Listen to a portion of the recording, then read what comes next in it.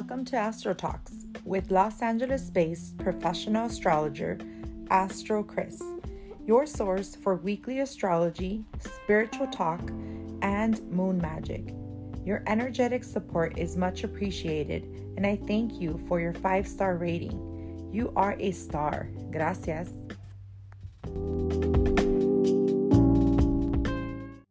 In this week's astrology, we start the beginning of the week with lots of movement.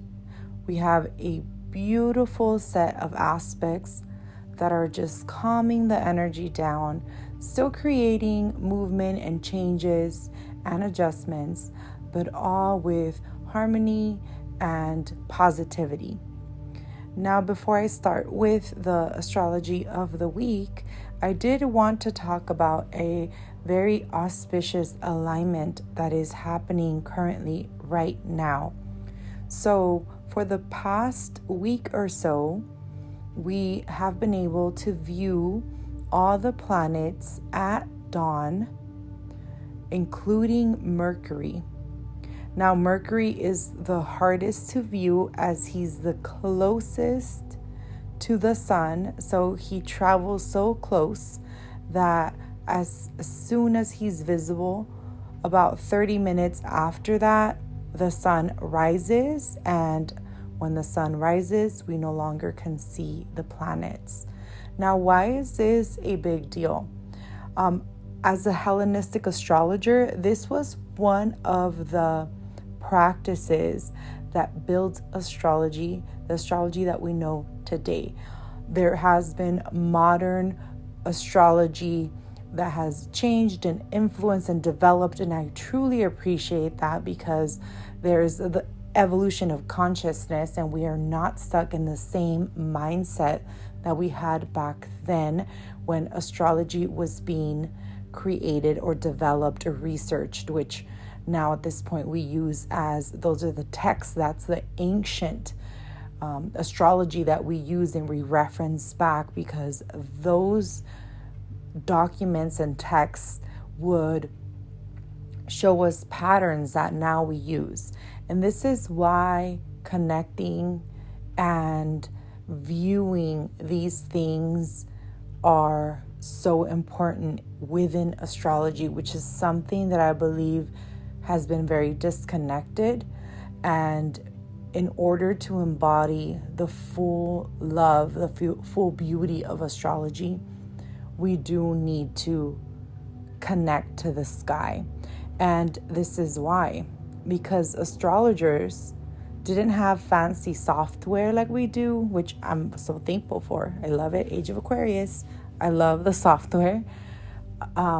We wouldn't be able to facilitate astrology and learn it as quickly if we didn't have that, because we would depend on ephemerides and a lot of calculations and having our telescope and measuring and following the planets and their orbits. Yeah, that was all part of it. So astrologers would dedicate their lives in studying the sky and how they came up with astrology, with the orbits, and they got these orbits to the T, almost exact to perfection, was by viewing the sky. Now, alignments like this show us how the sky comes alive. In modern astrology, we use Uranus, Neptune, and Pluto, Chiron, and other asteroids. But in Hellenistic astrology, we used the 7 visible planets. That's the sun, the moon, Mercury, Venus, Mars, Jupiter, Saturn, which will all line up and be visible in the early morning about an hour before the sun rises. Now, depending on your elevation, you can see Mercury. Because Mercury is very close to the horizon, the eastern horizon, you do have to go somewhere high, like maybe a rooftop, or go to a city that has higher elevation so you can view this. But if you can't do that, the only thing I ask is get up early, prepare your coffee or your tea and just go outside, look towards the eastern horizon, and just sit with that energy to embody the planets. I am going to be hosting a Choose Your Own Rate workshop where I am going live when I do my alignment and meditation with the planets. I've been doing it for the past week or so, but I'm going to do it when it's going to be at its peak, when Mercury is the furthest from the sun, so the most visible, which would be June 24th. If you're interested in that, go ahead and go to my website under events. You'll catch that information. I'm also going to be doing a moon gazing challenge that starts on the new moon in Cancer, which is happening next week. So all these practices also build on our spiritual practice and awaken our intuition and our third eye. So very fun stuff. Either way, let's get to the astrology of the week, because like I mentioned, the start of the week has the most action. Now, we start off the week with June 20th, and Mercury is making a sextile to Jupiter. So Mercury and Gemini making a sextile to Jupiter, and this is happening at 12:43 a.m. And the casting chart for that in Los Angeles is a Pisces rising with a Pisces moon, Sun in Gemini, and Mercury in Gemini, and Jupiter in Aries. Now, this is great for written work, any type of written work. So if you want to publish something, work on publishing something, work on revamping your resume, work on applying for a scholarship or entering a very competitive program, or anything that has to do with written words, this is the aspect you want to start doing it. You want to set the intention, meaning you have to set this in motion during this aspect. It's beautiful. It is great. It's a very optimistic, very energetic, because we get the archetype of Aries. Great time to start reading something very insightful that's going to expand your mind. You might even feel a urge to start reading something. Like I actually landed on this amazing book that I'm going to start reading about women and society. So I will post that in my IG and keep you guys abreast of what I'm reading. But I'm a big book nerd. I love to read, and I love to read all sorts of books. So this is the aspect, and I actually have these two aspecting in my natal chart. So it just shows you when Mercury and Jupiter are in harmony and they're aspecting each other, the mind wants to expand. The mind is curious to develop belief systems, and it's much more easier to soak in the information.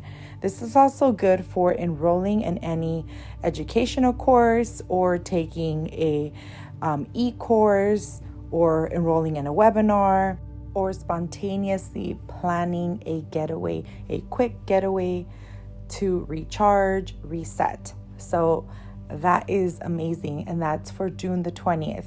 Then we have Venus forming a trine to Pluto at 1:22 a.m. And this is the day after. This is June the 21st. Now, anytime any planet communicates with Pluto, that's deep. But Venus in Taurus trining Pluto in Capricorn is all about deep relationships, deep bonds, deep merging. So this aspect is nothing light at all. However, it's not as difficult as other Pluto aspects that we can experience. This is going to be felt more on a deep level, but to bond in a very positive way. This aspect is devoted, and it's very faithful, and we'll expect the same from others. So natives that do have Venus and Pluto contact, especially supportive, the trine and the sextile, they tend to love and bond very deeply, and they expect that same reciprocity from their partners as well. This is great for negotiating, especially a very lucrative contract or a joint partnership or venture. It can actually go very well if the negotiations happen during this time, because power and money are harmonizing. Pluto rules power, Venus rules money. So as a harmonizing trine, can be very positive. Now, internally, a desire to bond romantically is also going to be felt. So you're going to feel love in the air, but this is like deep animalistic love where you just want to bond and merge with someone else. Just what the astrologer ordered. So go out there, feel romantic, feel this love. Even if you don't have a partner, you can always do things for yourself and express self-love, or start a self-love practice for yourself. So you're not excluded from this aspect. Just keep in mind, there's nothing superficial about this aspect. This is deep, this is felt to the core, and it's bonding. Boom. Then from there, we have the sun ingressing to Cancer on the same day at 2:14 a.m. Now, remember, I am a Los Angeles-based astrologer, so these times are going to be for PST. You can adjust for your area. Now, the sun ingressing Cancer, this is another pivotal moment. This is a new season. This is the start of the summer solstice. And astrologers back then didn't just focus on the sky. That was part of it. Remember, astrology is how the cosmos affects life on Earth. We cannot leave Earth behind.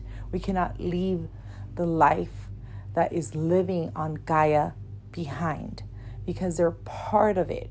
We're interconnected, and what happens in the cycles of the sky affect us down here. And this is how we build those seasons. During this time in the northern hemisphere, where astrology was developed, we would see the sun get stronger and stronger. Now, when the sun enters the sign of Cancer, this marks the beginning of life itself. This is a nurturing water. Cancer is cardinal waters. It's nurturing, caring water that nurtures living beings. This season marks the most active time of the year. The animal kingdom, including us, rejoice. We see the animals way more active. I mean, the birds have not stopped chirping. The days are longer. We want to go out there and mingle and socialize and speak and talk and do things. And I know today I was at the beach with my children and my family, and that's what we were doing. We were just bathing in the sun, enjoying the water, taking in the salt water smell, and just revitalizing our soul. Yes, it's not summer solstice yet, but we are already in that last degrees where the sun is in Gemini and it's mutable energy turning into that cardinal sun. So this is how the cosmos affects life down here. We know that during this time, it's a more vivacious time. Now, the solstice chart is beautiful. The big three are in cardinal signs. The moon does happen to fall in Aries at 3 degrees, so it is forming a square to the sun. And Jupiter is at 6, Chiron's at 16, Mars at 20, and the ascendant is at 29 Aries. So we have a stellium in Aries. This is the energy of spring. But now the sun is in the energy of summer, but they're both in cardinal signs.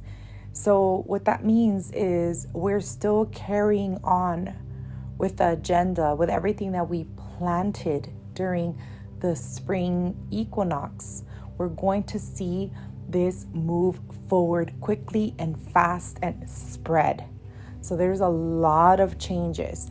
There's Jupiter expanding everything, and then that big concentrated power of Aries planet and the ruler of Aries also being there. So this actually seems to be a very benefic time. Even though the moon and the sun are forming a square of sorts, it's still forming a benefic time. And the solstice chart marks how the season is going to be felt, and there's cycles within cycles in astrology, and the other ingressions just give you a deeper layer and flavoring of how this main concept is playing out. And lastly, we have Venus ingressing Gemini, and this is going to be on June 22nd at 5:35 p.m. PST. And the ascendant for that is going to be Scorpio at 29 degrees. The moon is in Aries at 24 degrees. And the sun already in Cancer at 1 degree. Venus is leaving the sign of Taurus, where she is in rulership, and then going into the sign of Gemini, where she's meeting up with Mercury and sharing a house with Mercury. For the rest of the week, we have that adjustment to the sun ingressing Cancer. And then we're also going to have the new moon in Cancer, and that is happening the following week. And all I can tell you is that moon is the most beautiful moon that we will have for 2022. So even this week is very beautiful and harmonious. So plant those seeds, connect with water. On the day of the solstice, I'd recommend that you take a cleansing bath with salt and essential oils to revitalize your energy and connect to the energy of the sun in Cancer. I really thank you so much, and don't forget to like, subscribe, wherever you're listening to this recording. If it's on the podcast, I'd appreciate a review. If it's on YouTube, go ahead and comment below. Let me know what you think. I reply to all my comments.